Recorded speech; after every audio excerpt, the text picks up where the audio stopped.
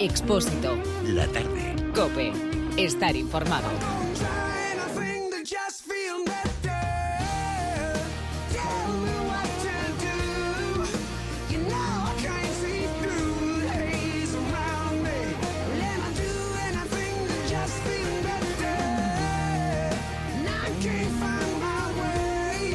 El reparto de una herencia o el negocio familiar provocan dolores de cabeza. Bueno, eso no es nada nuevo, pero imagínate que se juntan los dos problemas, la herencia y el negocio, en un mismo caso, ¿eh?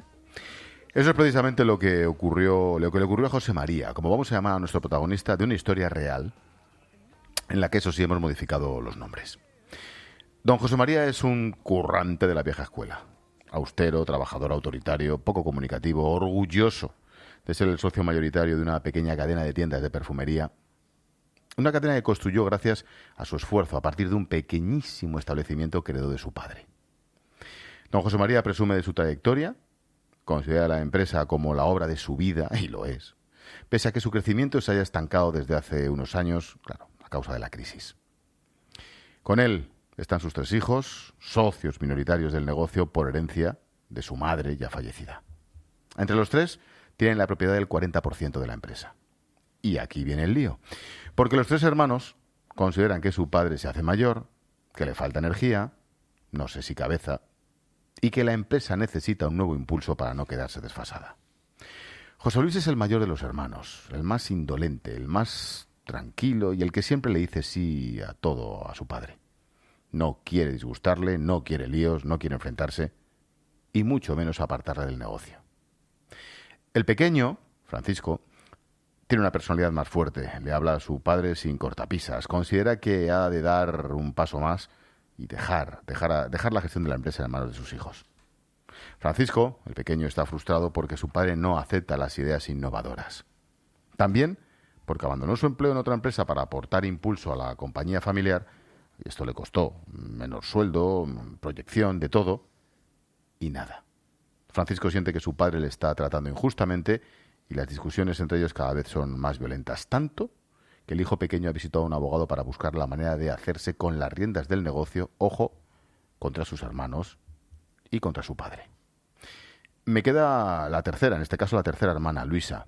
No trabaja allí, en la empresa familiar, tiene buena relación con los chicos, pero apoya al pequeño en este caso. Bueno, pues así está el patio. Rota, con el paso del tiempo, la familia, con los hermanos sin hablarse prácticamente, enfrentados al padre salvo el mayor, con la chica entre medias apoyando al pequeño, el pequeño en contra del padre y contra el otro. Bueno, don José María, con un disgusto enorme, sabe que tiene que abordar su sucesión inexorablemente, pero no tiene claro cómo hacerlo. Y tampoco admite que nadie se lo imponga. Cuando parecía que no había más salida que los tribunales, fue la hija pequeña, Luisa, quien propuso recurrir a la mediación. Los demás, en el fondo eran buena gente todos, eran familia, claro, pues aceptaron, se ponen en contacto con la Fundación Notarial Signum y lo mejor es que, bueno, digo yo que se llegaría a una solución. Javier Garballo, director de la Fundación Notarial Signum. ¿Qué tal, Javier? Buenas tardes. Buenas tardes. Digo, llegaron a una buena solución, a ver si me vas a decir ahora, no, acabaron peor todavía. Llegaron, gracias a Dios llegaron a una buena solución. ¿Cómo? Costó un poco, fueron 4 sesiones, pero básicamente elaboraron un protocolo de... Me llama la atención que digas, costó un poco 4 sesiones. Un lío como este en solo 4 sesiones. Bueno, eso sí, costó. Sí, normalmente nosotros la media de las mediaciones se va a 3 sesiones, 2, 3. En este caso hubo que hacer un poco más de esfuerzo. ¿Qué ¿no? se hizo? Pues básicamente se consiguió elaborar junto con ellos y el mediador un protocolo de empresa familiar, que es un protocolo que deberían hacer todas las empresas familiares. Es algo que debe regular las relaciones entre la familia y la empresa, todos los familiares, si me tanto a permites, presente como a futuro. Ese protocolo, por así decirlo, hay que hacerlo antes del lío. Hay que hacerlo, hay que tenerlo como hecho los antes del testamentos. lío.